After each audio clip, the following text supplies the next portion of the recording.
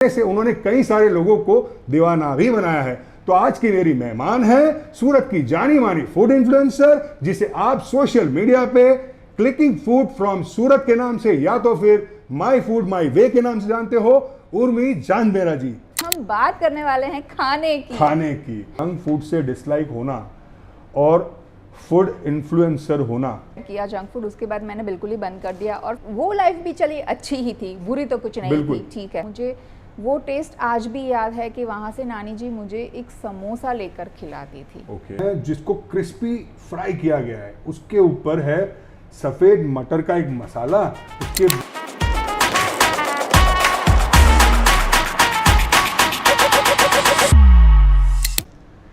2001 में जब शादी होती है इस लड़की की, तो उससे पहले जो पिज़्ज़ा बड़ा पसंद होता है वो शादी के बाद बिल्कुल पसंद नहीं होता है।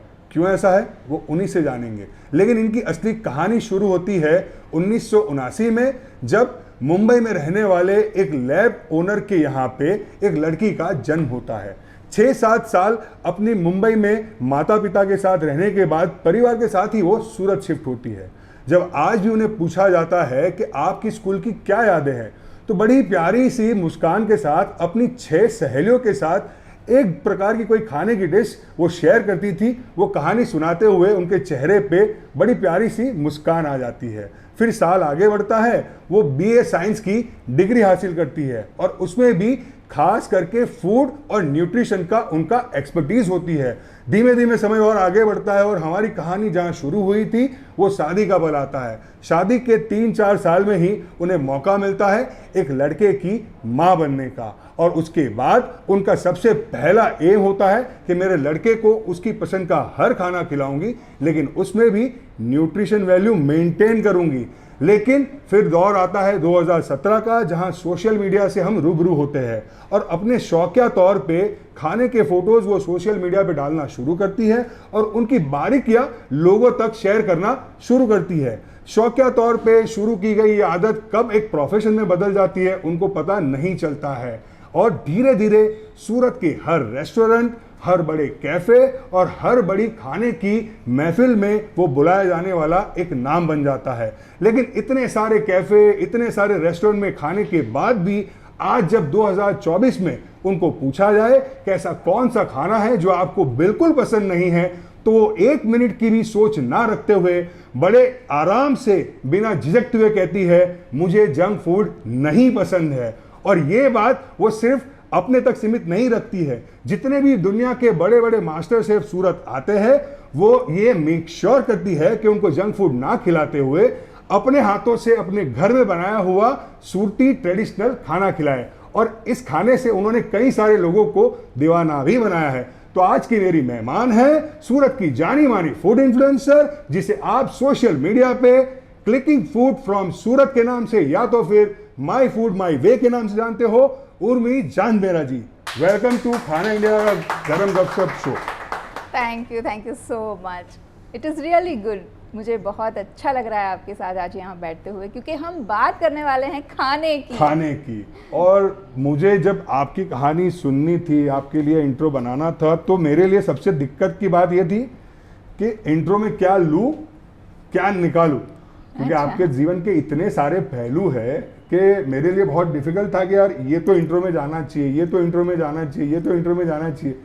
फिर मेरी बैकएंड टीम ने बोला तुम सारा इंट्रो में डालोगे तो इंट्रो ही 1.5 घंटे का हो जाएगा। तो फिर मैंने इंट्रो में कुछ चीज़ें छोड़ी है, बट जहाँ तक मुझे लगता है कि मैंने अच्छा इंट्रो किया है। बाकी तो फिर आपकी राय हम बाद में जानेंगे। लेकिन मेरा पहला सवाल आपसे ये है कि जंक फूड से डिसलाइक होना और फूड इन्फ्लुएंसर होना, ये दोनों अपोजिट चीज़ें हैं। बिल्कुल। क्योंकि आज आपको सिर्फ सूरत में ही नहीं, आप भारत के कोई भी शहर में जाओ, अगर आप फूड इन्फ्लुएंसर हो तो आपको स्ट्रीट फूड कवर करना है और पहला आपका सामना होता है जंक फूड से। राइट। तो ये डिसलाइक को कैसे मैनेज करते हो आप? जंक फूड और फूड इन्फ्लुएंसर दोनों अपोजिट है। बिल्कुल, देखिए आपकी बात बहुत सही है, लेकिन मैं कहती हूँ मैं समय के साथ ये चीज़ मुझ में आई है। शायद एक दौर था जब मुझे भी जंक फूड थोड़ा पसंद था, मैंने भी उसको क्लिक किया है, मैंने भी उसको शेयर किया है अपने सोशल मीडिया पे। लेकिन एक समय के बाद मुझे खासकर ये एक मेरा जहन में ये आया कि जंक फूड जो है वो हेल्दी तो है ही नहीं, ठीक है, और एज अ इन्फ्लुएंसर मैं उस जो हेल्दी नहीं है उस चीज़ को खाने के लिए लोगों को प्रेरित करती हूँ। करेक्ट। तो कुछ समय बाद मैंने ये छोड़ दिया, सोशल मीडिया पे बिल्कुल भी मैंने पोस्ट करना छोड़ दिया। और जो अगर मैं अपनी लाइफ की बात करूँ तो मैं खुद घर पे तो खाती ही नहीं हूँ, ना तो खाने देती हूँ, जिस वजह से मुझे गालियाँ भी सुननी पड़ती है घर वालों की। हाँ, मेरा सवाल उसी पे आने वाला था, क्योंकि आप आपने पढ़ाई भी फूड न्यूट्रिशन के साथ की है, तो बहुत बार ये होता है कि चलो मैंने ये डिसीजन ले लिया कि मैं जंक फूड नहीं खाऊंगी, लेकिन जैसे मुझे पता है आपका एक यंग जवान बेटा है आपके घर में और आपके परिवार में लोग हैं जिनको शायद जंक फूड पसंद होता ही होगा, तो वो क्लैश में फिर क्या होता है कि घर में खाने से कलेश इज ए क्लैश, तो वो क्लैश कलेश होता है? जी जी बिल्कुल होता है, लेकिन मैंने भी इसके लिए सबसे पहले मैं कहूँगी कि अपने मैं प्रोफेशन की बात करूँ तो जंक फूड पसंद नहीं है, फिर भी इस फील्ड में रहना मतलब मेरे लिए काफ़ी मुश्किल है। ये मैंने जैसे कहा कुछ दिनों तक, कुछ समय तक मैंने शेयर किया जंक फूड, उसके बाद मैंने बिल्कुल ही बंद कर दिया। और फिर जितने भी ब्रांड्स थे, रेस्टोरेंट, काफ़ेज़ जिनके कांटेक्ट में मैं थी, मैंने उन सबको बता दिया कि अब जंक फूड मैं प्रमोट नहीं कर रही हूँ। okay. तो काफ़ी लोगों को अब पता भी है, तो मुझे क्या रिएक्शन थे उनके रिएक्शन मतलब जैसे कि आपने सवाल पूछा कि भाई ये कैसे मैनेज करोगे। आज भी देखिए मैं अभी एक इवेंट में जाकर आ रही हूँ, तो वहाँ पर खाना पीना सब कुछ था, तो उन्होंने कहा कि प्लीज़ आप कुछ ले लीजिए। मैंने कहा नहीं मैं नहीं। और कई बार लोग ये पूछते हैं कि भाई आप एक फूड ब्लॉगर हो, लेकिन जब खाने की बात आती है तो फिर आप इतना खाते क्यों नहीं। लेकिन मैं आपको बता दूं कि what is food, food is what we eat. सही बात। एंड जो खाना हम खाते हैं वही हमें वो बनाता है, जैसा हम खाते हैं वैसा हम बन जाते हैं। बिल्कुल, ठीक है। सो इसीलिए मैंने जैसे कहा कि एक हद तक मैंने जंक फूड खाया भी है, उसको प्रमोट भी किया है, लेकिन उसके बाद जंक फूड प्रमोट करने वाले मतलब बहुत सारे और भी ब्लॉगर्स बहुत सारे हैं। हाँ, तो वो भले ही करे, मुझे मैं एटलीस्ट ना करूँ और कुछ हेल्दी, कुछ ट्रेडिशनल ये सब प्रमोट करूँ। तो मेरे लिए घर में भी बहुत मुश्किल है, मेरी फिल्म में भी बहुत मुश्किल है, लेकिन कोशिश कर रही हूँ, लड़ रही हूँ, चल रहा है। का ये मानना है कि मेरे आसपास जितने लोग हैं मैं कोशिश करूँगी वो लोग जंक फूड ना खाएं। अब दुनिया में ढेर सारे लोग हैं जो खा रहे हैं, उसको बेच के अपनी रोजी रोटी चला रहे हैं, वो करे, ठीक है। हाँ, मैं नहीं करूँगी। बट फिर मुझे याद आता है आपका वो दौर जहाँ पे आपको भी पिज़्ज़ा बड़ा पसंद था शादी से पहले। फिर जब आपकी शादी हुई, आप ऐसे परिवार में आई जहाँ पे लोग ज़मीन से ज़्यादा जुड़े हुए हैं, जिनको ट्रेडिशनल खाना ज़्यादा पसंद है। पर ये बहुत आसान नहीं होता ना, सडनली आपको पिज़्ज़ा बहुत पसंद है, और पिज़्ज़ा इज़ लाइक बहुत सारे, मेरा भी ऐसा है कि भाई ये तो ना छूटने वाली चीज़ है। तो पिज़्ज़ा से पसंद नापसंद पे आना, वो कैसे हुआ वो ट्रांजिशन? ये भी बड़ा मुश्किल दौर था कि एकदम से ही जो educated and hi fi life थी उससे बिल्कुल ही सिंपलेस्ट लाइफ में आना मुश्किल था। लेकिन हाँ, शुक्रिया अदा करना चाहूँगी मेरी फैमिली का, मेरे इन लॉज का, क्योंकि उन्होंने मुझे बहुत सपोर्ट किया, क्योंकि वो भी जानते थे कि मैं एक ऐसे फैमिली को बिलोंग करती हूँ जो बिल्कुल ही इस कल्चर में अभी नहीं है, इसके लिए सब कुछ नया होगा। तो उन्होंने भी अपनी नई बहू को इसी तरह से वेलकम किया, मुझे अच्छे से संभाला, सब कुछ सिखाया। काम तो करना बिल्कुल मुझे नहीं आता था। घर के जो मुख्य काम होते हैं, अगर कोई मुझसे पूछे कि घर के काम क्या होते हैं, झाड़ू, पोछा, बर्तन, कपड़े, इतना बोलना भी मुझे नहीं आता था कि ये 4 काम होते हैं। तो मेरी सासू माँ ने मुझे हाथ पकड़ पकड़ के सब सिखाया। और हाँ, फिर जब बात आई रसोई की, तो यहाँ पर ट्रेडिशनल रसोई ज़्यादा थी, क्योंकि मेरी दादी सास भी उस वक्त ज़िंदा थी, वो हमारे साथ रहती थी। तो फिर हुआ क्या कि उनके साथ रहते रहते धीरे धीरे, और एक वो कहते हैं ना उम्र भी होती है, जब छोटे होते हैं तो वो उम्र और होती है, फिर एक शादीशुदा ज़िंदगी में आकर आपकी सोच भी मैच्योर होने लगती है धीरे धीरे। सही बात है। ठीक है, तो समझ में भी आने लगा कि हाँ, ये खाना सही में अच्छा है, मेरे ब्लड स्ट्रीम में यही है ट्रेडिशनल फूड। और talking about that, my grand mother in law, she was very much fond of greens, मतलब कि गुजराती में जैसे हम कहते हैं ना कि लीली भाजियो, सारे हरे पत्ते वाली सब्जियाँ, पालक हो गया, पालक, मेथी, ये तो सब बहुत कॉमन चीज़ें हैं, लेकिन जब वो नाम बोलती थी तो मैंने भी पहली बार सुना था। कुछ हमारी ऑडियंस के लिए बता दीजिए जो That ऐसे is नाम है। खरखोड़ीनी भाजी, कणजरो, फांगनी भाजी, देन इट वाज, और सीजन के हिसाब से होता था। अभी जो बिल्कुल। मानसून चल रहा है ना, मानसून में आता था सिसोड़ा, सुडिया, तो ये सारी चीज़ें तो मैंने पहली बार सुनी थी और देखी मैं तो बिल्कुल। श्योर हूँ कि मेरी ऑडियंस ने भी ये इसमें से आधे नाम तो नहीं सुने होंगे, बिकॉज मेरे लिए भी बहुत सारी भाजी के नाम नए हैं। तो हाँ, फिर आपका पाला उन भाजियों से पड़ा। जी जी जी, मेरा पाला उनसे पड़ा और किचन में वो भाजी आने लगी। और काफ़ी चीज़ें ऐसी थी कि जो लोकली अवेलेबल थी ही नहीं सूरत में, गांव से कोई आता था वो लेकर आता था। गांव मतलब सौराष्ट्र? सौराष्ट्र से। Okay. तो वो लेकर आते थे, फिर आता था। तब पहला तो मुझे मेरी दादी सास को पता था कि इसे कुछ भी नहीं आता, तो वो सबसे पहले तो इसका नाम बताती थी और फिर उसे पकाने का तरीका मुझे सिखाती थी। सो उनको ये दिक्कत नहीं थी कि आपको नहीं आ रहा है? नहीं आता, नहीं नहीं। तो ये बहुत बड़ा प्लस है। यस, और तभी मैं कहूँगी कि मैं इस फैमिली में सेट हो पाई। सही बात। मेरी सास, मेरी दादी सास दोनों ने बड़ा मुझे सपोर्ट किया। तो सबसे पहले तो वो दादी सास मुझे सिखाते थे कि ये इसे कैसे पकाना है। वो जैसे मैंने कहा कि एक खाजौनी भाजी जिसे कहते हैं। खाजौनी मीन्स कि जिसके छूने से भी आपको खुजली होती है। जो हमारी हिंदी ऑडियंस है उनको बता दूं, खाजौनी खुजली मतलब जो आपको बार बार एक चीज़ पे खुजाने के लिए मजबूर कर दे। हाँ, तो वो एक तरह के ग्रीन्स होते हैं, तो उसे प्लक करने का भी एक अलग ही तरीका होता है और फिर उसे किचन में लाके पकाने का भी एक तरीका होता है। तो जैसे वो किचन में आई तो मैं छूने लगी तो दादी ने बोला देख बेटा संभाल के। उन्होंने फिर मुझे सिखाया कि इसको पहले हम बॉईल करेंगे, फिर इसको निकालेंगे, स्ट्रेन करेंगे और फिर जाके उसको पकाएंगे। तो ऐसी बहुत सारी और सारी चीज़ें होती थी जो मेरे लिए बिल्कुल ही नई थी। And then later I started falling in love with those things. वो जब पल आया, जब आपको लग गया कि यार अब तो पिज़्ज़ा बेकार है, तो ऐसा नहीं हुआ, गिल्ट नहीं हुआ यार मैंने इतने साल तक ये ऐसा खाना खाया है?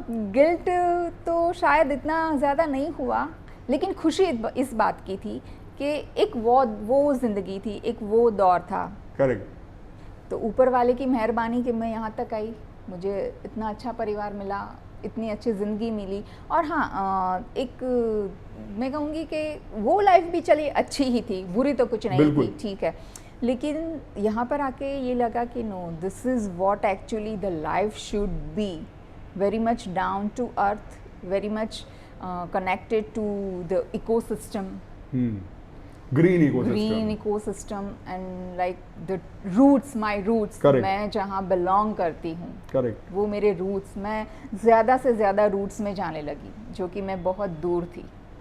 सो जैसे आपने ये बात शुरू की तब आपने एक बात का जिक्र किया कि आप एक अलग फैमिली बैकग्राउंड से आती थी जहाँ पे एजुकेटेड लोग थे, थोड़ा बहुत उन्होंने पढ़ाई की थी। तो क्या था बचपन आपका, कैसे आपका बचपन, मतलब जहाँ तक मुझे पता है आपका जन्म मुंबई में हुआ है, मैंने मेरे इंटरव्यू में भी बताया। तो कब मुंबई से सूरत आना हुआ, आपके फादर क्या करते थे, आपके मॉम का क्या रोल रहा आपकी अपब्रिंगिंग में, खाने की हैबिट्स में? मेरा जन्म मुंबई में हुआ, मेरा प्री स्कूलिंग मुंबई में हुआ। And my father was a lab technician, तो वो लेबोरेटरी चलाते थे, but he is shifted to Surat, तो इसी वजह से हमारा आना हुआ। And mom was beautician. तो सूरत में आकर सबसे पहले तो मैं कहूँगी सूरत मुझे बिल्कुल पसंद नहीं आया। जब मैं स्टार्टिंग में मेरी उम्र काफ़ी छोटी थी, लेकिन फिर भी अब मेरे परिवार वाले, नानी सब बताते थे कि आप ऐसा रिएक्ट करती थी कि जैसे ही मैंने सूरत के स्टेशन पे पाँव रखा तो उस वक्त का आप सूरत जरा इमेजिन करिए वो कैसा हुआ करता होगा। हम बात कर रहे हैं 85 के दौर की। जी, 85 में, राइट। रास्ते में गाय होती थी, गोबर पड़ा हुआ होता है स्टेशन पे। करेक्ट। स्टेशन मतलब वो आज के स्टेशन जैसा कुछ था ही नहीं उस वक्त। और बढ़ता हुआ जैसे हाँ, मैं जैसे ही चलती गई तो मुझे मम्मी पापा पहले आ चुके थे, मुझे मेरी नानी माँ लेकर आई Surat. Okay. And I still remember कि जैसे मैंने सूरत पे पाँव रखा स्टेशन पे और बा यहाँ नहीं रहूँ, लाइक इतना गंदा था सूरत होता था। Agreed, completely agreed. तो वो पहला मेरा रिएक्शन था। और फिर होता ये था कि अब मुझे यहाँ पे स्कूल में बिठा दिया गया फर्स्ट स्टैंडर्ड में। तो फिर होता ये था कि जैसे ही सैटरडे संडे की छुट्टियाँ या कुछ और थोड़ी छुट्टियाँ आती थी, मैं चली जाती थी मुंबई कि मुझे यहाँ नहीं रहना। मैंने बहुत साल ऐसे गुजारे कि सूरत तो जैसे देखा ही नहीं है, बस स्कूल देखी है, घर देखा है, कुछ और देखा ही नहीं है। मुंबई में चली जाती थी मैं, क्योंकि पापा शिफ्ट हो गए थे, लेकिन मेरे मामा का घर वहाँ पर था। तो मुंबई छोड़ने के बाद भी मुंबई ने आपको नहीं छोड़ा? नहीं छोड़ा, हाँ, मुझे वो क्रेज़ था। And the most important thing कि मुंबई में जूस किंग जैसे एरिया में मैं पली बड़ी। बराबर। तो वो एक जूस की मतलब आप सोचो एक पॉश एरिया, बिल्कुल। और उसके बाद ये सूरत।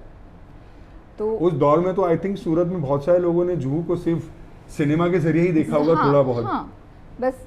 तो मतलब मेरे लिए बहुत मुश्किल था वो भी कतारगाम जैसे एरिया में सेट होना। बिल्कुल। लेकिन हो गया धीरे धीरे, स्कूल जाने लगी, फ्रेंड्स बनने लगे, और रहते रहते फिर भी छुट्टियों में चली तो जाती ही थी मैं मुंबई, लेकिन चलता रहा। आपने स्कूल की बात की, दोस्तों की बात की। हर स्कूल में गैंग होता है अपना, और वो गैंग का एक खाने का तरीका होता है। हम जैसे लड़कों में होता है कि हमारे तरीके कोई तरीके से मैच नहीं होते, लेकिन लड़कियां फिर भी थोड़ा सोफिस्टिकेटेड, थोड़ा मिक्स होके, थोड़ा सारी चीज़ें मैनेज करके अच्छी तरीके से गैंग को बिहेव करते हैं। आपका गैंग था, क्या खाने के लिए आपका गैंग बनता था, किससे आप क्या क्या चीज़ें खाती थी, क्या यादें हैं स्कूल की? स्कूल में हमारा 6 से 7 लड़कियों का एक ग्रुप हुआ करता था। तो वैसे तो सारे, हाँ, उस वक्त की मैं बात करूँ तो आजकल के जो बच्चे हैं उनसे काफ़ी अलग हुआ करते थे हम लोग। तो वैसे तो पूरे क्लास के साथ बनती थी, लेकिन ये 6-7 लड़कियों का हमारा ग्रुप हुआ करता था। और ग्रुप में ज़्यादातर तो सब अपना लंच बॉक्स लाते ही थे। बिल्कुल। लेकिन कभी कभी हम ये सोचते थे कि आज हम पार्टी करेंगे, तो भाई अब सूरत में लड़कियां पार्टी करें तो क्या होगा, खमन। करेक्ट।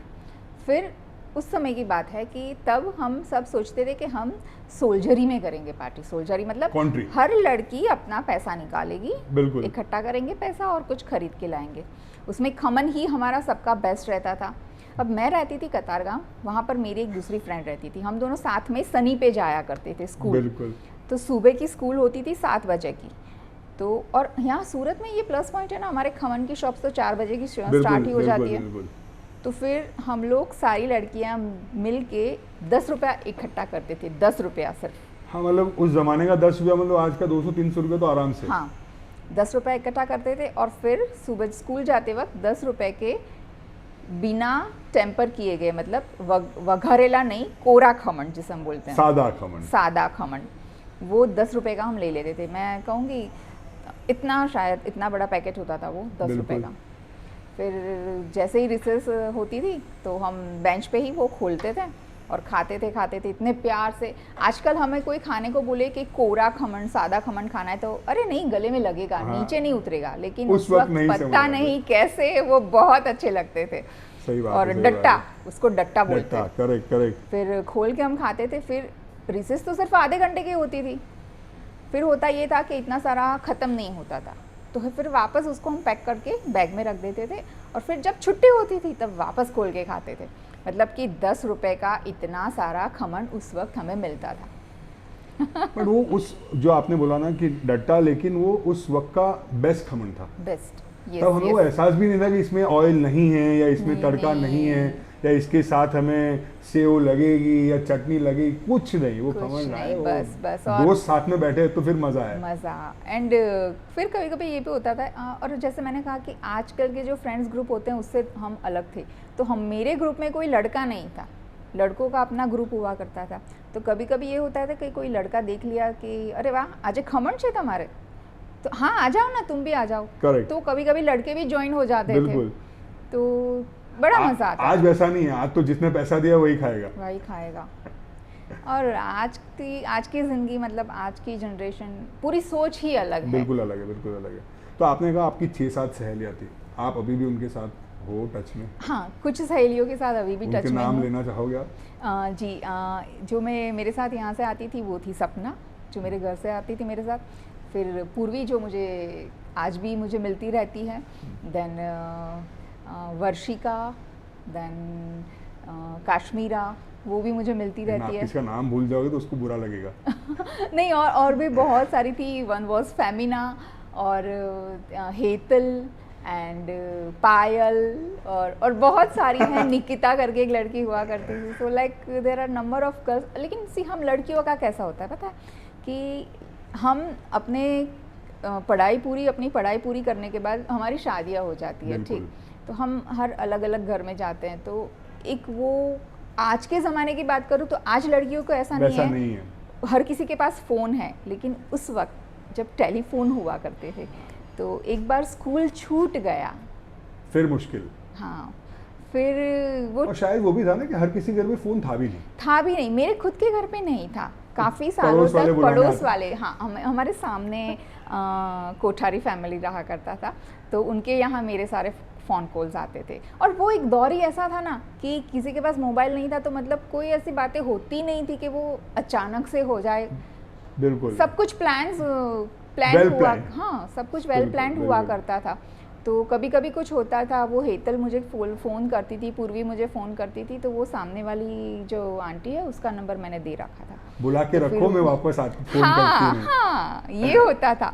तो फिर फ़ोन आता था और फिर मुझे बुलाया जाता था, तो मैं जाती थी। फिर तब होता ये था कि फ़ोन के भी पैसे लगते थे, तो फ़ोन आता था तो कोई बात नहीं, लेकिन जब फ़ोन करना होता था तो 2 बार सोचना पड़ता था। 3 रुपये का एक कॉल।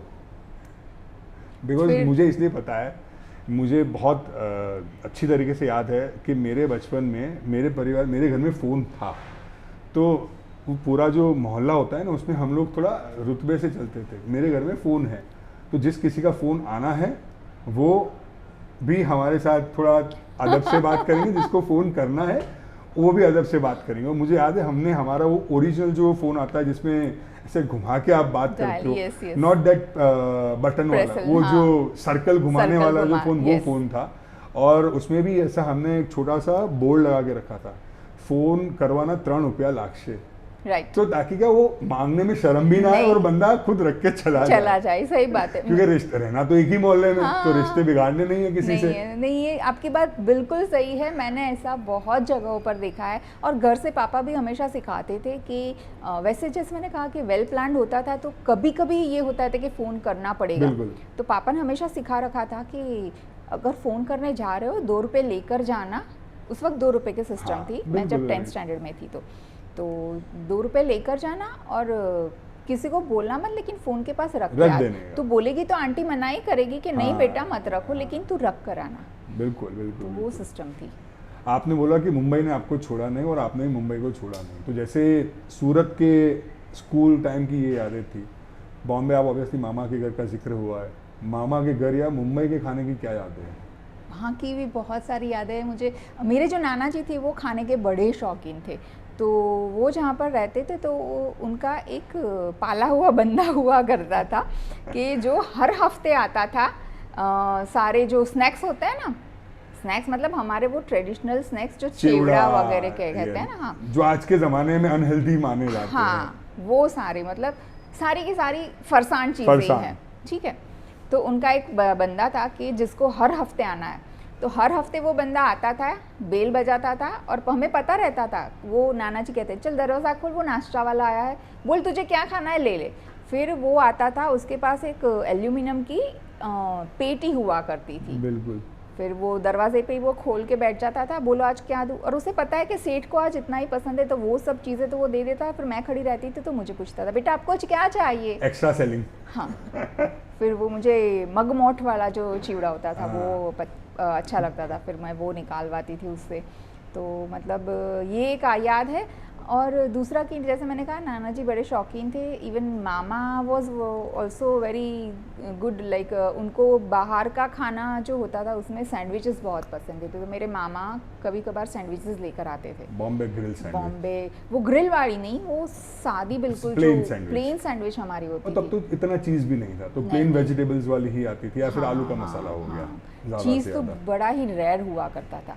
और वो सैंडविच भी कहीं आसपास मिलती होगी, वहाँ से लेकर आते थे, और उसका मैं टेस्ट बोलूँ कि शायद आज वो टेस्ट ना मिले, वो मेरे जहन में है वो टेस्ट। विब्स का ब्रेड, बिल्कुल, विब्स ब्रांड का वो ब्रेड और उसकी सैंडविच, और ब्रेड वाला भी हर शाम 5 साढ़े 5 बजे बिल्डिंग में साइकिल लेकर आता था और आवाज़ लगाता था और ताज़ा जिसको चाहिए वो नीचे उतर के ब्रेड लेता था।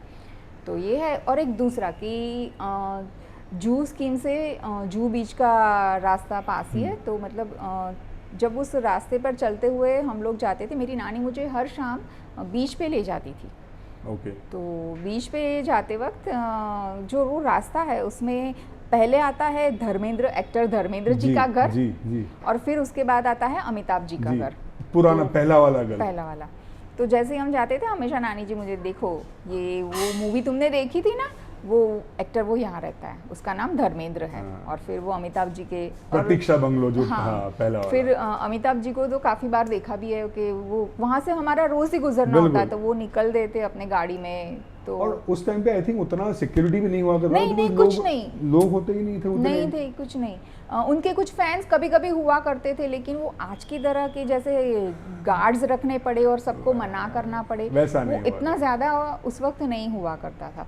और फिर हम वहाँ से चलते चलते बीच पर जाते थे, और फिर कभी कभी मेरी नानी मुझे वहाँ इस्कॉन टेम्पल है, तो वहाँ पर मेरे नानी जी मुझे ले जाया करते थे। और मुझे वो टेस्ट आज भी याद है कि वहाँ से नानी जी मुझे एक समोसा लेकर खिलाती थी। ओके। जो घी में फ्राई होता था, कलकत्ता स्टाइल, सिंगाड़ा जैसा। बिल्कुल। तो ऐसा समोसा मैंने आज तक कहीं नहीं खाया है।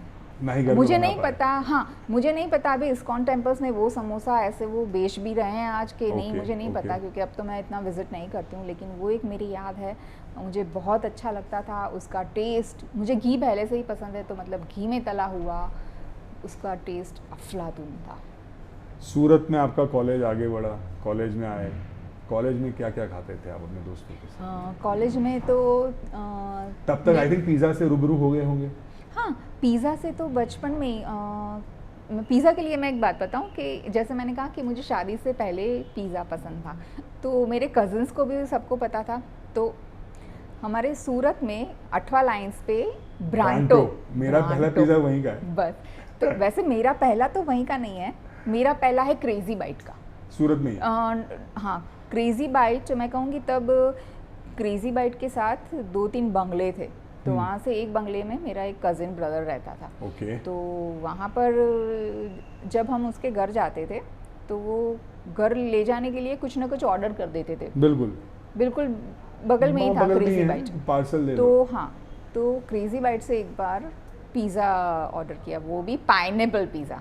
वो सिर्फ सूरत में ही मिलता है, फिर अभी तो बहुत सारी जगहों पे वो चालू हो गया, लेकिन मैंने ही पहली बार सूरत में ही खाया, मैंने कतारगाम में खाया। हाँ, तो फिर वो पिज़्ज़ा मैंने तब पिज़्ज़ा पहली बार खाया, तब तो मैं काफ़ी छोटी थी, मैं कहूँगी कि even 7th and 8th standard I guess, तब मैंने वो पहली बार पिज़्ज़ा खाया था। एंड एक ब्रांटो की याद ये है कि मेरे कज़न ब्रदर को पता था कि मुझे बहुत पसंद है, तो एक बार उन्होंने सरप्राइज़ दिया मुझे, और ब्रांटो से तरह तरह के पिज़्ज़ा, ऐसे पिज़्ज़ा आज लोग क्यों नहीं बनाते हैं मैं कहूँगी, पता नहीं मैं भी क्यों। सरप्राइज। वो पिज़्ज़ा, एक था राजमा पिज़्ज़ा, एक था मूंग पिज़्ज़ा, देन अनदर ऐसी कुछ सब्जियाँ थी। बिल्कुल। तो ऐसे 4-5 अलग अलग प्रकार के पिज़्ज़ा लेकर मेरा भाई मेरे घर आया था मुझे सरप्राइज़ देने के लिए, बर्थडे विश करने के लिए। तो मुझे याद है कि उस वक्त अगर राजमा पिज़्ज़ा बनता था, सब्जियों का पिज़्ज़ा बनता था, तो फिर आज क्यों नहीं बनता। और उस वक्त राजमा पिज़्ज़ा खाते वक्त भी ना ही तो हम राजमा को मिस करते थे, ना ही पिज़्ज़ा को मिस करते थे। आज बहुत सारे फ्यूज़न ऐसे हैं जो नाम के लिए फ्यूज़न है, लेकिन अब जब टेस्ट करो तो दोनों का बैलेंस है ही नहीं उस चीज़ में। तो मेरी भी पिज़्ज़ा की जो मेरी सबसे पहली याद है ना, वो ब्रांटो की है, और मेरे पापा ने मुझे 3 दिन पहले बता दिया था कि 3 दिन बाद मैं तुम्हें पिज़्ज़ा खिलाने ले जाऊँगा। और वो 3 दिन मुझे ऐसा था कि यार अब तो मैं मतलब पिज़्ज़ा खाने वाला हूँ, और मैंने पहला पिज़्ज़ा मेरी ज़िंदगी का ब्रांटो में ही खाया था। तो पिज़्ज़ा से अच्छी खासी ऐसी जुड़ी हुई है बातें। लेकिन अब आपको पिज़्ज़ा पसंद नहीं है, अब आप एक ऐसे परिवार के साथ है जहाँ पे देसी खाना खाया जाता है। तो अब आपके घर का खाने का रूटीन क्या होता है? क्या आपके घर में, बिकॉज जैसे आपने बताया कि आप मुंबई में थी पली बड़ी, तो आपके घर में एक कल्चर होता है पढ़े लिखे के घर में कि ब्रेकफास्ट होता है, देन लंच टाइम पे होता है, जहाँ पे देसीपन में ये होता है कि सुबह में चाय पी ली तो लंच सब ब्रेकफास्ट सब वहीं पे ख़त्म हो गया। तो आपके घर में क्या रूटीन है? ब्रेकफास्ट होता है, कैसे पूरा दिन खाने में डिवाइडेड है? नहीं है, मेरे घर में भी ब्रेकफास्ट का सिस्टम है, और देसी ब्रेकफास्ट मैं कहूँगी तो हमारे यहाँ क्या होता है कि अगले दिन रात को बाजरे की रोटी जो बनती है वो एक रोटी एक्स्ट्रा बनती है हमेशा। ओके। उसको सुबह में क्रम्बल किया जाता है, उसका चूरा बनाया जाता है और उसको दही के साथ खाया जाता है। ओके। जिसको बोलते हैं दही ने रोटलो। Okay. That is the most common and most healthiest Kathiawadi breakfast. तो ये हमारे घर में बहुत कॉमन है, तो ये होता है। एंड ऑल्सो थोड़े थोड़े दिनों में मेरी सासू माँ बड़ी शौकीन है, तो वो क्या करती है, चूरमा लड्डू बना के रखती हैं, फिर सुखड़ी बना के रखती हैं, और अभी परसों ही मैंने बनाई है पूरियाँ। ओके। तो मसाले वाली जो तीखी पूरी होती है वो, फिर एक हमारी काठियावाड़ी स्पेशल होती है मीठी पूरी, जिसे हम गड़ी पूरी कहते हैं, जो गेहूं के आटे से और गुड़ से बनती है। तो गुड़ वाली वो मतलब ऐसी पूरियाँ, मतलब ऐसा कुछ भी रहता है। तो देसी ब्रेकफास्ट ही होता है। ब्रेकफास्ट होता है। जब आप और मैं 90 के दशक की जो बात कर रहे हैं, उसमें ऐसा होता था कि हम मंडे टू सैटरडे नॉर्मल खाना खाएंगे, Sunday consider as a big day, छुट्टी का दिन है, सब लोग घर में हैं, तो प्रीमियम खाना बनेगा, थोड़ा भारी वाला। और उस भारीपन में होता था हमारा डोसा हो गया, या फिर पाव भाजी भी कंसिडर एज अ भारी, या फिर महीने में एक बार अगर बाहर खाने जाना है कुछ पंजाबी। तो आपके घर में ऐसा क्या होता है, अभी भी ऐसा है कि संडे है तो अच्छा खाना बनना चाहिए, तो अच्छे खाने का मेनू क्या है? तो मेरे घर में वैसे खासकर बाहर खाने जाने के लिए संडे जैसा कुछ नहीं है। मतलब जैसे लोगों में हमारे खासकर सूरत में जो कल्चर है कि संडे मतलब बाहर ही जाएंगे, बाहर ही खाएंगे। अब तो सैटरडे भी इंक्लूड हो गया। हाँ, लोग ऐसा कल्चर मेरे घर में नहीं है। तो मतलब मुझे नहीं याद मैं कभी संडे बाहर गई हूँ, स्पेशली संडे। एंड वैसे तो वो कभी भी हम जा सकते हैं, लेकिन बाहर का खाना ही मुझे बहुत कम पसंद है, तो इतना ज़्यादा खाने के लिए नहीं जाते हैं। हाँ, जाते हैं तो फैमिली के साथ ही जाते हैं हमेशा। मैं और मेरे हस्बैंड दोनों कभी अकेले चले गए कहीं नहीं, ऐसा तो कभी नहीं हुआ। क्यों होगा? फिर वो भाई साहब मर जाएंगे ना। उनको आपको बाहर का खाना खाना ही नहीं है, और फिर आप उनके साथ क्यों आएंगे? वो आपके साथ आप वो भाई साहब को वड़ा पाव खाना होगा, और आप बोलोगे तुम वड़ा पाव में से पाव निकाल दो, तो कैसे खाएगा भाई? नहीं, और होता भी है कि मेरे हस्बैंड को ज़्यादा स्ट्रीट फूड ज़्यादा पसंद है।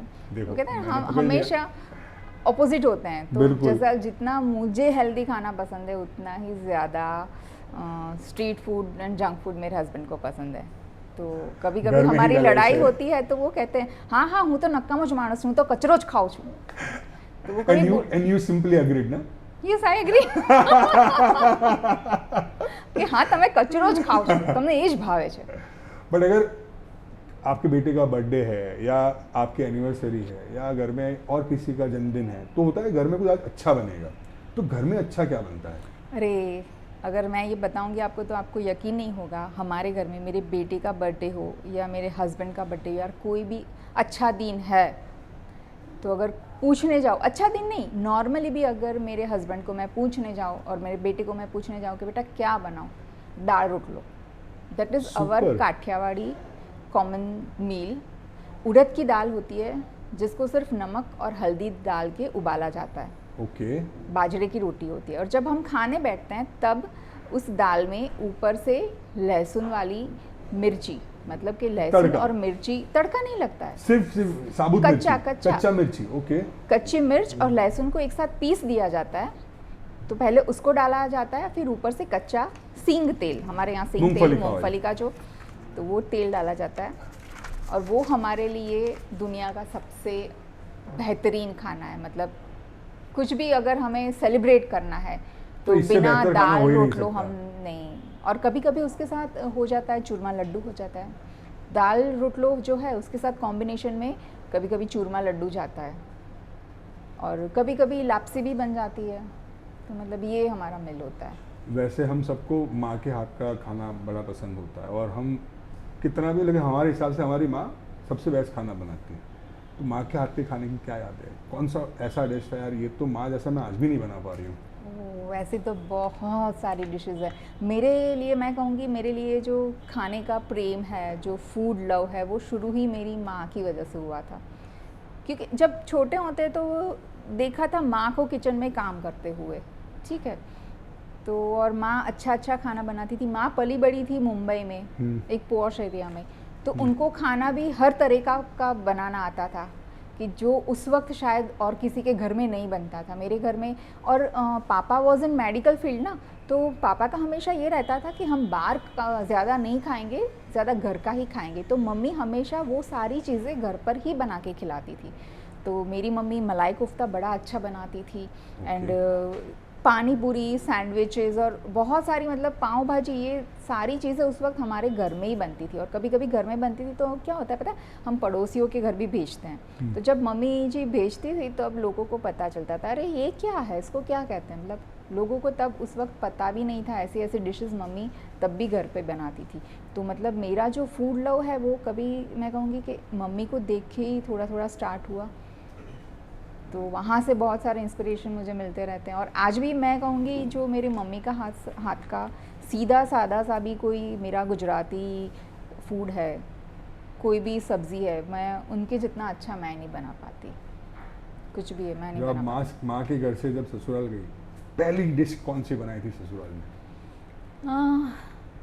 वो तो मुझे बहुत याद करना पड़ेगा, 20 साल पहले की बात है ये।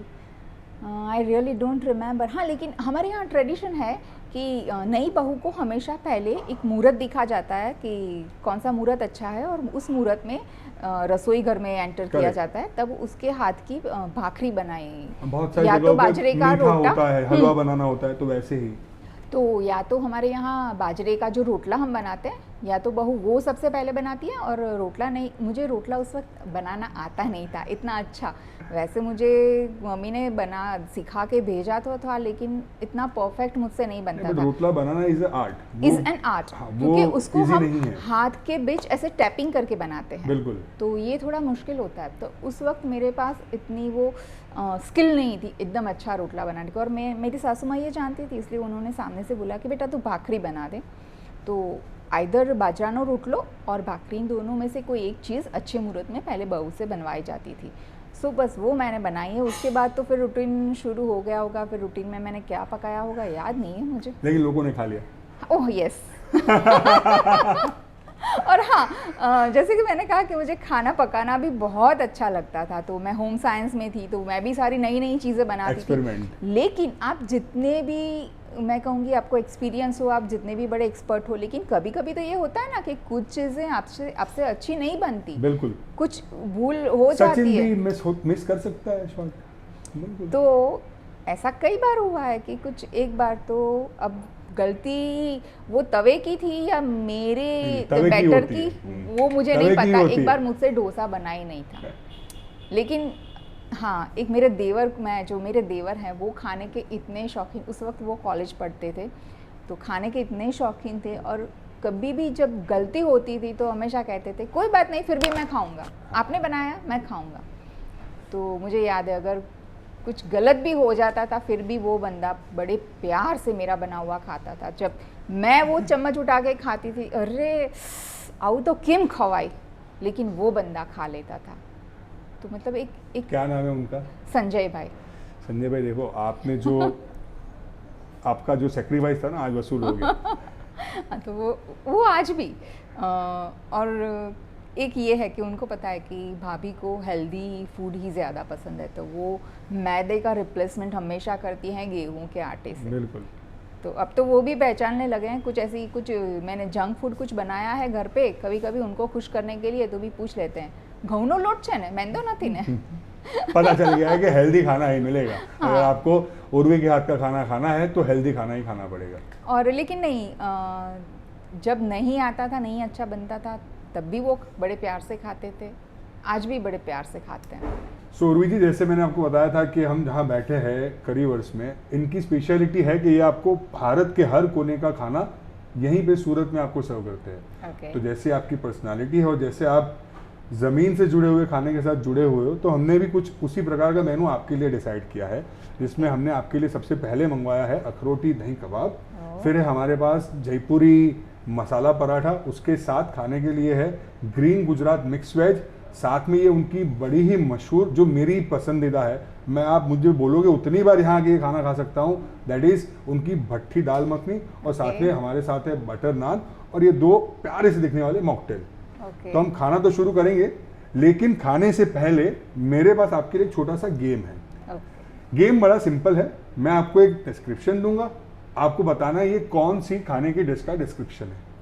अच्छा तैयार है आप? ठीक है ठीक है। गलत जवाब हुआ तो कोई इशू नहीं, आपको एक सिप पी लेना है, ये जो ओह। मॉकटेल है उसका। अच्छा गलत जवाब पे अगर- मुझे एक सीप पीना है। अगर सही तो हुआ ये तो हम अच्छा- दोनों पियेंगे, ये हाँ ये तो अच्छा गेम हुआ ना। सही हुआ तो मुझे मौका मिलेगा पीने का, अच्छा गलत हुआ तो मैं नहीं अरे पी रे, पाऊंगा। तो फिर ये तो बात देखो। ये हुई कि आप पाप मेरे सर डाल रहे हैं। अब वो आपके ऊपर है कि आप आपका जो होस्ट है वो ये सिप पिए कि ना पिए।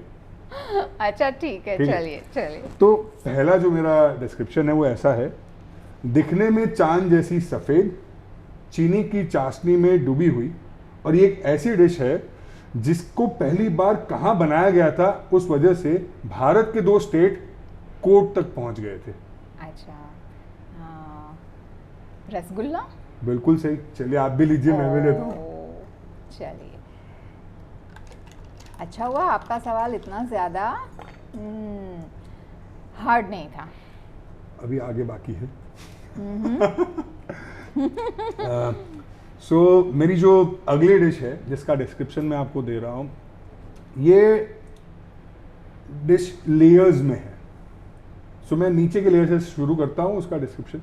सो सबसे पहले आलू का एक बड़ा सा बॉम है जिसको क्रिस्पी फ्राई किया गया है, उसके ऊपर है सफ़ेद मटर का एक मसाला, उसके बाद डाली गई है धनिए की एक हरी भरी स्पाइसी सी चटनी, उसके ऊपर खजूर और इमली की मीठी सी चटनी जो इसको बैलेंस करती है, साथ में अनार के दाने, अगर मैंगो का सीजन है तो कच्चा आम, प्याज, टमाटर, और फिर सेव को छिड़क के आपको सर्व किया जाता है। और जुबान पे जैसे इसका पहला चम्मच में निवाला जाता है तो स्वर्ग की अनुभूति आती है।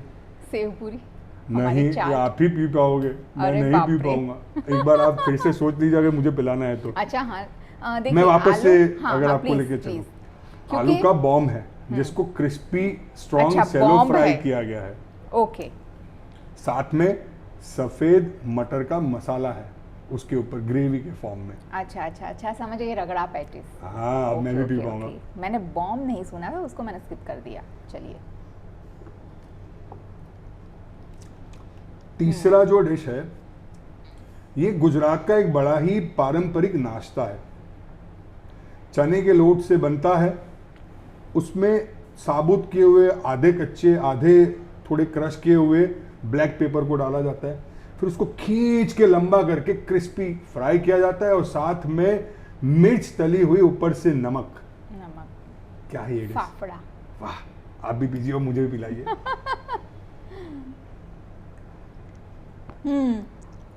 मेरे मुंह में फाफड़ा का स्वाद आ रहा है। ओके, अब ये जो डिश है ना, इसकी लिज्जत आप और मेरे जैसे साउथ गुजराती लोग ही ले सकते हैं। सो ये विंटर की एक डिश है। आप मुंबई से अगर सूरत आ रहे हो तो रास्ते में आपको मिल जाएगी, ढेर सारी सब्जियां, उल्टा मटका। उम्बाड़ी। बिल्कुल सही, मेरे को पूरा डिस्क्रिप्शन करना भी नहीं पड़ा।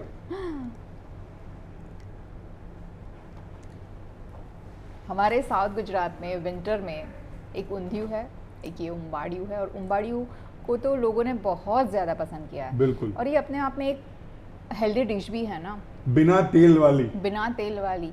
और सही में इसको जो बनाने का तरीका, और जो खास करके वो जो उसको सेकने का, आग लगाने का जो तरीका, वो बिल्कुल परफेक्ट मेथड से जो वो बनता है, और वो उसका खास प्रकार की सब्जी जो वनस्पति का इस्तेमाल किया जाता है, दाकण पापड़ी, हाँ।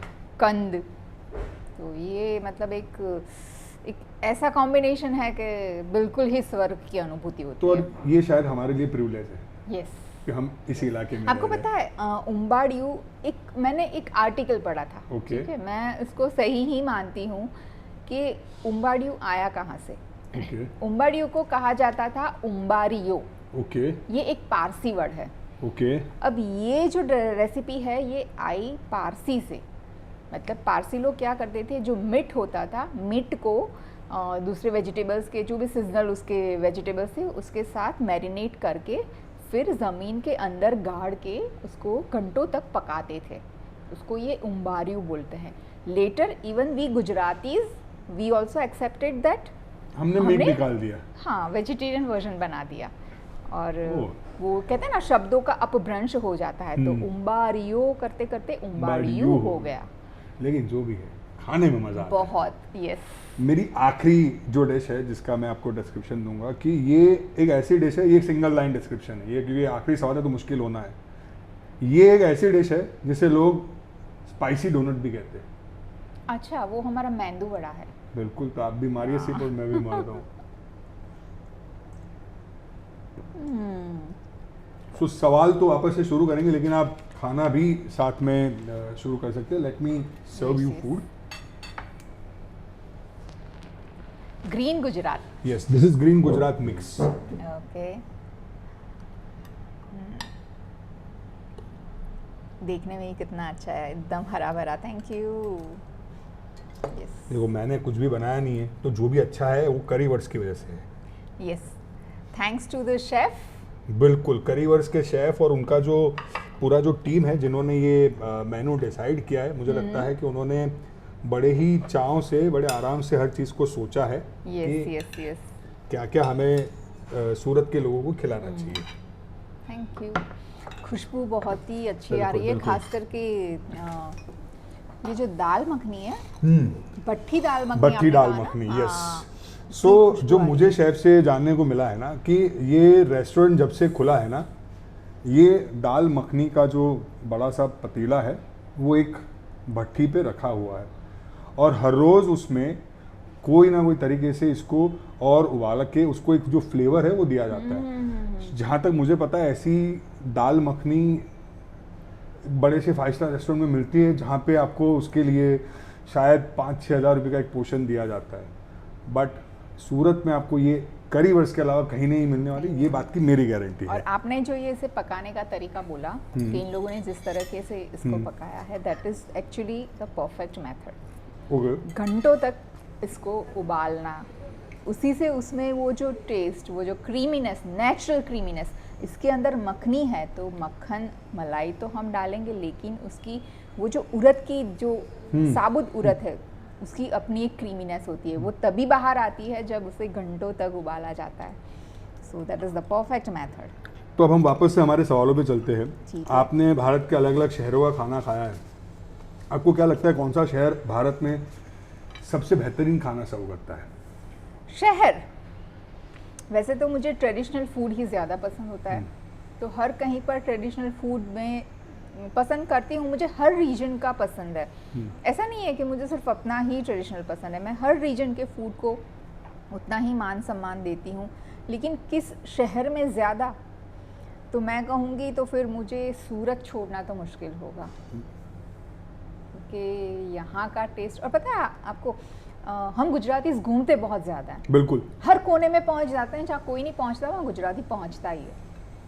उसमें भी अगर सूरत वाला बंदा होगा ना, तो आपने ये सुना ही होगा कि सूरत जेवो स्वाद નથી। बिल्कुल। सूरत में जो टेस्ट है, मैं कहती हूँ वो जो हमारी कहावत है ना कि सूरत नु जमण अने काशी नु मरण, बिल्कुल। ये कहावत ऐसे ही नहीं पड़ी होगी। सूरत में सही में हमारे तापी नदी के जो पानी में जो वो स्वाद है, जो सीक्रेट है, वो यहीं पर है, सूरत में ही है सब खाना जो भी है। मैं कहूँगी उसके बाहर कुछ नहीं है। आपने जो कहावत की बात की, मेरा अगला सवाल उसी से है कि ये कहा गया है और लिखा गया है कि काशी में मरने से आपको स्वर्ग मिलता है और सूरत में अगर आप खाना खाते हो तो आपको स्वर्ग की अनुभूति हो जाती है। लेकिन अगर आज सूरत में कोई बाहर से आता है तो हम जंक फूड के अलावा उनको कुछ ऑथेंटिक सूरत का घर पे खाने के लिए इनवाइट कर सकते हैं। लेकिन हम अगर बाहर जाए घूमने के लिए तो स्ट्रीट्स पे या फिर बड़े रेस्टोरेंट में हमारे पास वो ऑप्शन नहीं कि हम ऑथेंटिक सूरत का खाना उनको ऑफर कर सकें। यस, ये बात से गुस्सा आता है? बहुत बहुत मुझे गुस्सा आता है। लेकिन देखिए, मैंने शुरू में जब मैं लोगों को होस्ट करने लगी, बाहर से कुछ शेफ्स या यूट्यूबर्स या जो भी सूरत का फूड कल्चर जानने आते थे उनको मैं होस्ट करने लगी, तो बाहर कहीं नहीं मिलता था तो उनको मैं घर पे बना के खिलाती थी सारे सूरती व्यंजन। तो शुरू में तो मैंने कई लोगों को ये भी कहा कि भाई ये हमारा माइनस पॉइंट है सूरत का कि हमारे पास कोई कमर्शियल प्लेस नहीं है आपको खाना Correct. खिलाने के लिए। लेकिन बाद में फिर मुझे जब मैं सोचने लगी तब पता चला कि हकीकत में देखें तो हमारा जो सूरती क्यूजिन है ना, वो बनाना थोड़ा मुश्किल भी है, क्योंकि बहुत ही ज़्यादा टाइम कंज्यूमिंग है। हमारे खुद के मसाले हैं सारे, हमारे प्री प्रिपरेशंस जो कहते हैं ना, वो ही इतने सारे हैं सूरती व्यंजनों के लिए कि उसमें बहुत टाइम लग जाता है। और जब आप एक रेस्टोरेंट खोलते हो, जब लोगों के हाथ में, एम्प्लॉयज़ के हाथ में आप सब कुछ दे देते, तो वो स्वाद मेंटेन करना, जो सूरती घर में आपको स्वाद मिलेगा, वो रेस्टोरेंट में मेंटेन करना बहुत ही ज़्यादा मुश्किल है। लेकिन फिर भी है, आज कुछ जगह है हमारे सूरत में जो खास करके वो जो मेन चीज़ें हैं, जैसे उंधियू हो गया, लीला घुघरा जो लीली पेटीज होती है, ये सारी चीज़ें तो मिल जाती है दुकानों में, कई जगहों पर मिलती हैं। लेकिन असल खाना, सड़ंगनी दाल, वालनू वर्डू, ये जो हमारे विंटर्स में सारी सब्जियां बनते हैं, भगत हो, यस, ये सारी चीज़ें अगर कमर्शियली आप उन चीज़ों को अगर आप कमर्शियली ले जाओगे ना, तो उसका स्वाद बिल्कुल ही बदल जाएगा, ये मेरा कहना है। बिल्कुल, घर का प्यार निकल जाएगा निकल जाएगा। तो गुस्सा आता है, लेकिन जो है वो एक्सेप्ट करने में ज़्यादा गुस्सा तो आता है, लेकिन ये एक बड़ी हकीकत है कि कोई अगर खोलना भी चाहेगा रेस्टोरेंट, तो उसे बहुत सारा पैसा और बहुत सारा दिमाग लगाना पड़ेगा, और एक स्ट्रॉन्ग मैनेजमेंट चाहिए होगा, तो ही सूरती थाली का एक रेस्टोरेंट खुल पाएगा। लेकिन वो मैनेजमेंट ने, अगर आपके जैसी जो बाकी की महिला है जिनको सूरती टेस्ट या ऑथेंटिसिटी ऑफ सूरती खाना पता है, अगर वो आ जाए तो। वैसे कहा जाता है कि औरतों के लिए कुछ भी मुश्किल नहीं होता, तो मैं ये नहीं कहूँगी नहीं ये इम्पॉसिबल है, पॉसिबल हो सकता है, लेकिन अगर सिर्फ लेडीज़ हुई तो। लेकिन होगा क्या पता है कि अगर जब एक हम रेस्टोरेंट सेटअप करेंगे ना, एक कमर्शियल प्लेस वो बन जाएगी। बिल्कुल। फिर वहाँ का हमें लाइट बिल पे करना है, वहाँ का भाड़ा पे करना है, वहाँ के एम्प्लॉयज़ को हमें पैसा देना है, सैलरी देनी है, तो घूम फिर के बात वहीं पर आ जाएगी कि हर महीने इतना पैसा तो हमें निकालना ही है। घर में वो नहीं होता ना, माँ तो और तेल थोड़ा ज़्यादा डाल के भी नहीं, अच्छा खिलाना है उसके हिसाब से। तो मतलब मैं कहूँगी कि सूरत का खाना अगर कमर्शियली आए भी, तो उसमें वो प्यार, वो स्वाद, वो जो सूरत नू जमन वाला जो स्वाद, वो शायद नहीं रहेगा। तो लोगों को घर पे बुलाओ, प्यार से खिलाओ। जी जी जी। अगर उर्वी का मूड नहीं है, उर्वी का मूड बहुत ख़राब है, किसी को मूड अपलिफ्ट करना है उर्वी का, तो उसको क्या खिलाना चाहिए? वैसे ऐसी कोई खास एक चीज़ तो नहीं है, लेकिन यस, कुछ भी ट्रेडिशनल। और हाँ, मुझे खाने से ज़्यादा बनाने का शौक़ है। तो जब मैं मूड में नहीं होती हूँ, तो मैं किचन में जाके कुछ ना कुछ बना लेती हूँ। ये उल्टा नहीं हुआ?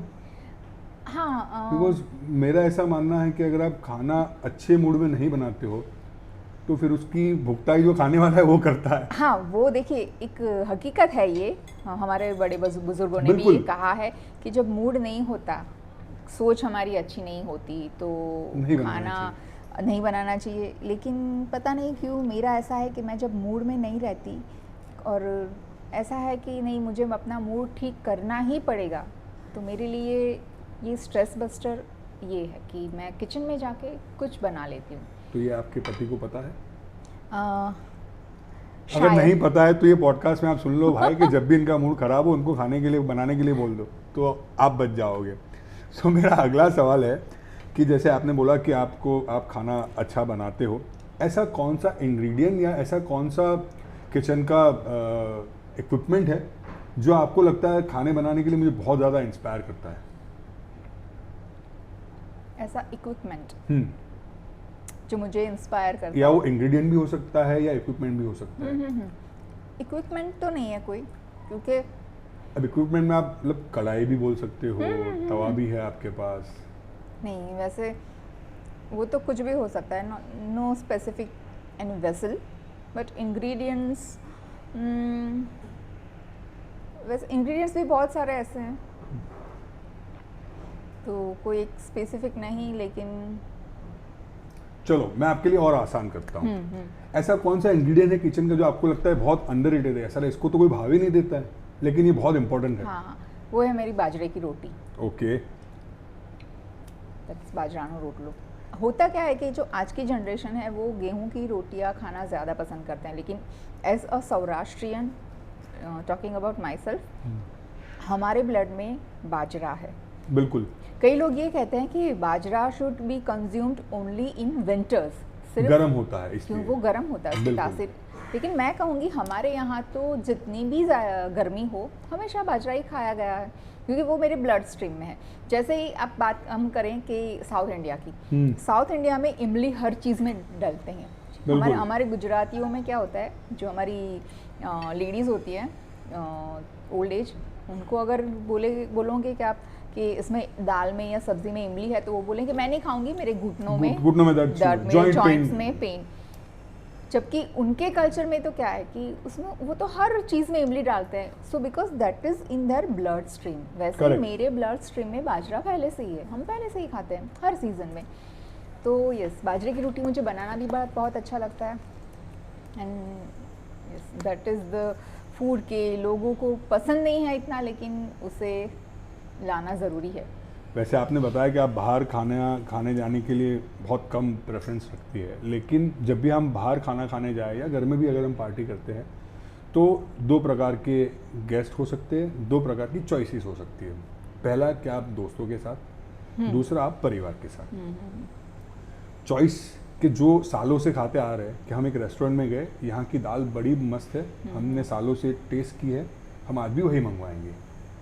लेकिन उसके मेनू में हमें कुछ दूसरी जो चॉइस है वो होती है कि उसके मेनू में कुछ नया दिख गया, तो हम एक्सपेरिमेंट करते हैं। उर्वी क्या प्रेफर करेगी, दोस्तों के साथ जाके पुरानी डिश खाना या परिवार के साथ जाके पुरानी डिश खाना या दोस्तों के साथ जाके नया एक्सपेरिमेंट करना? ज़्यादातर तो मेरा हमेशा परिवार के साथ ही जाना होता है, दोस्तों के साथ जाना बहुत ही कम होता है, ज़्यादातर परिवार ही होता है। और परिवार में मैं, मेरे देवर, हम लोग हमेशा कुछ नया ट्राई करने की सोचते हैं। कुछ नया अगर हमें दिखा है तो हम उसको ज़रूर ट्राई करेंगे। But some of the family members they are like typical, मैं यही खाता हूँ, मैं यही खाऊंगा, तो उनके लिए ये होता है। लेकिन पर्सनली मी लाइक मुझे हमेशा ही पसंद होता है, ख़ास करके जब हम ट्रैवल पे टूर पे जाते हैं, तो जिस जगह जाते हैं वहाँ पर लोकली यहाँ पर क्या मिलता है, लोकल जो ट्रेडिशनल फूड है या फिर वहाँ की जो स्पेशलिटी है। And I am a vegetarian, तो हमेशा वेजिटेरियन फूड ही ढूंढना पड़ता है। तो उसमें लोकल क्या है जो यहाँ का पॉपुलर, वो मैं हमेशा पसंद करती हूँ खाना, ट्रेडिशनल फूड वो खाना पसंद करती हूँ। आपके और मेरे स्कूल टाइम में उजानी का एक कंसेप्ट था, डब्बा पार्टी, जो आजकल कॉर्पोरेट में भी होता है पॉटलॉक पार्टी के नाम से। आपने की है उजानी? हाँ, बचपन में बहुत। और मेरा ऐसा था कि जब भी उजानी होती थी तो मुझे एक पर्टिकुलर दोस्त की माँ के हाथ का एक डिश आती थी जो बड़ी पसंद होती थी। ऐसी कुछ याद है कोई किसी की, यार इसके घर से ये आता था ना, तो उसकी राह देखने।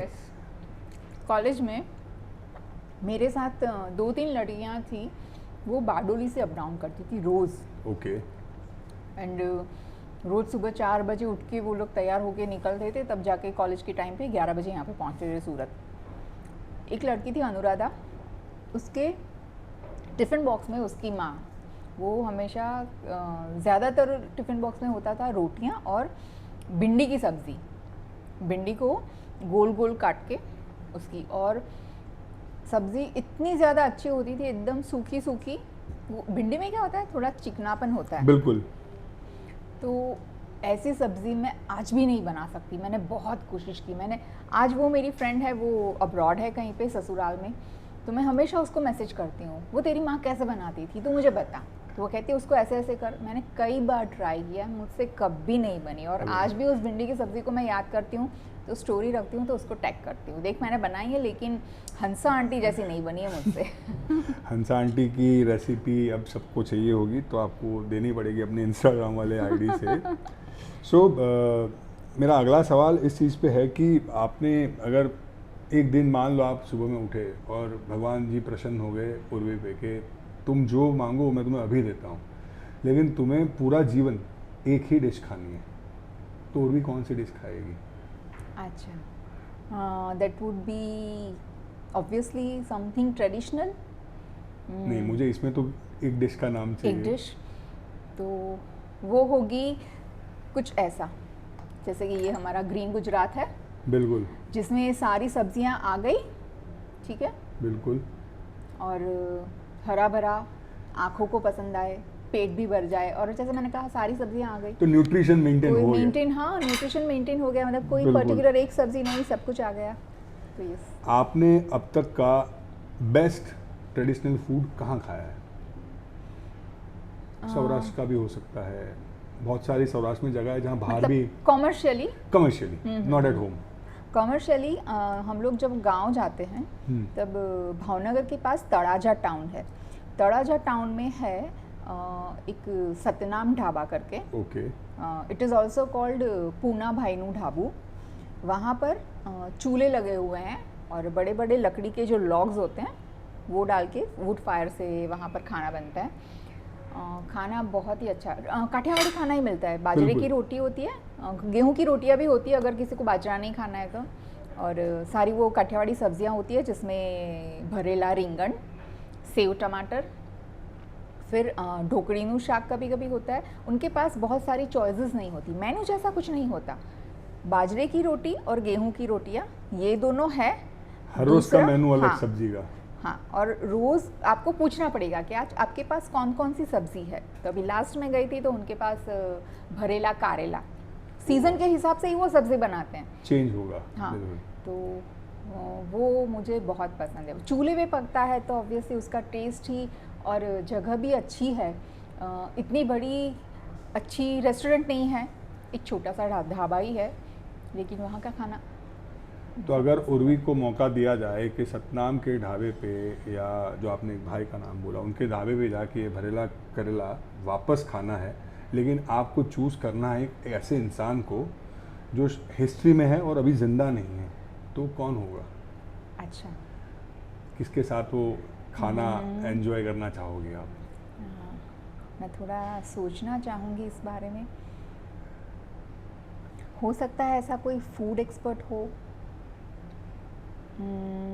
या आपके इंस्पिरेशन भी कोई हो सकती है? और नहीं, मैं चाहूँगी कि ऐसा कोई फूड एक्सपर्ट हो। देखिए अभी पर्टिकुलरली किसी एक का नाम मुझे नहीं पता ऐसा कौन है कि जो अब इस दुनिया में नहीं है, लेकिन जिंदा में कोई आपकी चॉइस?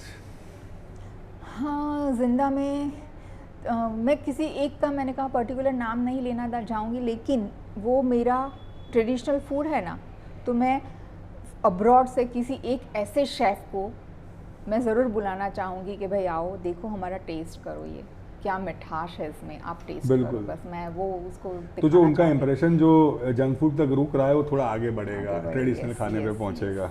वैसे मैं अपने रूट्स की बात कर रही हूँ, लेकिन देखा जाए तो ट्रेडिशनल फूड की जब बात करें तो इस दुनिया में जहाँ जहाँ भगवान ने इंसान को डाला है वहाँ हर जगह पर ट्रेडिशनल फूड ही था, ठीक है। वो तो हमने कमर्शियल किया, हमने उसको जंक किया, बाकी चीज़ डाला। यस, बाकी चीज़ अगर वहाँ पर इटली में भी खाया जाता था तो उसकी भी एक मर्यादा हुआ करती थी, उसका भी एक तरीका हुआ करता था। पिज़्ज़ा जिसे आज हम लोग अनहेल्दी में काउंट करते हैं, अगर मैं कहूँ कि मुझे ट्रेडिशनल पिज़्ज़ा मिलेगा तो आज भी मैं उसकी फ़ैन हूँ। वो जो पिज़्ज़ा मैं खाया करती थी वो कुछ और था, ठीक है, तब जो मैंने बचपन में खाया था। बिल्कुल। लेकिन मैं अभी तक कभी इटली गई नहीं हूँ तो मैंने देखा नहीं है कि, लेकिन सुना है। और यहाँ पर भी अब तो कुछ जगहें ऐसी है कि जो ट्रेडिशनल, जिसमें वो कहते हैं ना कि ऊपर से ऑलिव ऑयल डाल के खाते हैं, वैसे ट्रेडिशनल पिज़्ज़ाज होते हैं। तो अगर वो वैसा मुझे मिल गया तो मैं ज़रूर खाऊंगी।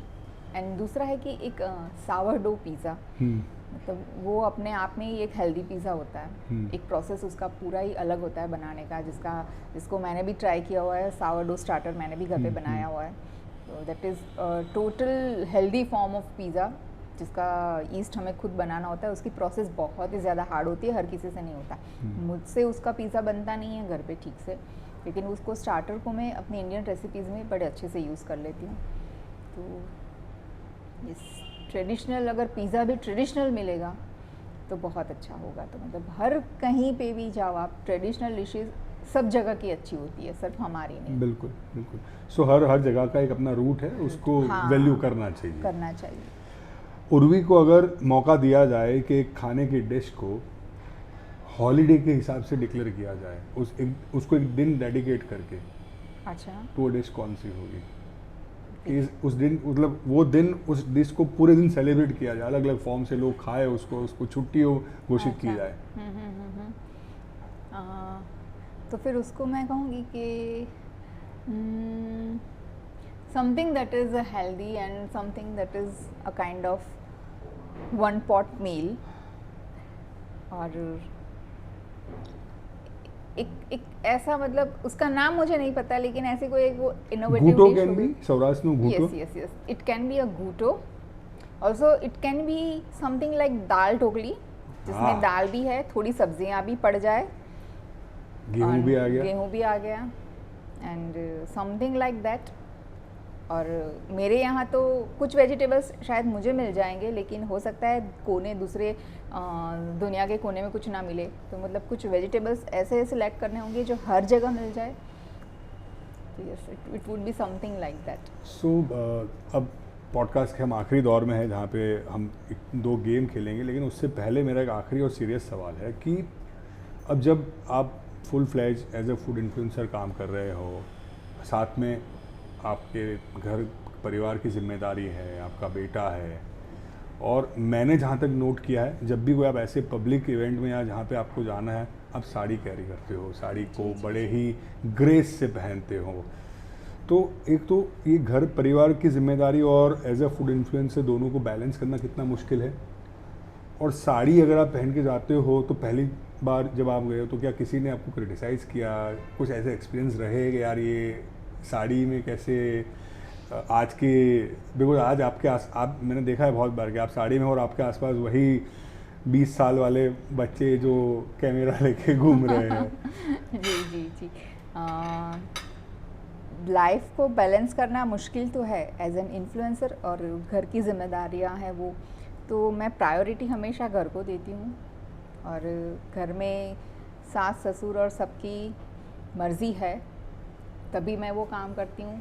अगर वो मुझे इतनी छूट दे रहे हैं कि हाँ तुम ये काम करो, तो फिर मेरी जिम्मेदारी और भी बढ़ जाती है कि हाँ तो फिर मुझे कदम ऐसे ही उठाना है कि जहाँ उनको मैं ना नीचा दिखा सकूँ। तो ये हमेशा ही मेरी कोशिश रहती है, और इसीलिए हर एक मौके को नहीं पकड़ती हूँ। जितने भी चांसेस आते हैं वो हर एक चांस को मैं ग्रैब नहीं करती हूँ। बहुत कुछ छूट भी जाता है तो भले ही छूट जाए, but I am giving priority to the family first. और साड़ी यस, मैंने 2016 से ब्लॉगिंग स्टार्ट किया। पहले ये घर से ही था, फिर धीरे धीरे लोगों से मिलना। सूरत में मैंने जब मैं ब्लॉगिंग करती थी ना, तो फिर हैशटैग के द्वारा मैंने ट्रैक कर करके कुछ ऐसे अकाउंट्स जाने जो सूरत से ही थे, दूसरे ब्लॉगर्स। फिर मैंने उनको मैसेज किया, चलो मिलते हैं, हम एक ही कम्युनिटी के हैं। तो एक बार फिर एक मीट मैंने बुलवाई, तो प्लान की गई मीट। तो कई लोग ऐसे थे कि नहीं, हम लोग अपना चेहरा नहीं दिखाते, हम सिर्फ सोशल मीडिया पे ये फ़ोटोज़, उस वक्त रील का तो ज़माना था ही नहीं, इंस्टाग्राम पे सिर्फ फ़ोटोज़ हुआ करते थे। तो कि नहीं, हम अपनी चेहरा नहीं दिखाते, हमारा नाम भी नहीं लिखा हुआ है, हम सिर्फ पैशन के लिए फ़ोटोज़ शेयर करते हैं। तो मैंने कहा नहीं, मिलते हैं, चलिए बात करते हैं। तो कुछ आए, कुछ नहीं आए, और हम लोगों ने जुगनी पर मीट रखी थी और वहाँ हम सब मिले थे। उसके बाद हम हमेशा ही कांटेक्ट में रहे, लेकिन तब के जो वो बच्चे थे वो फिर तब पढ़ाई करते थे सब, तो सब अपने अपने फील्ड में चले गए।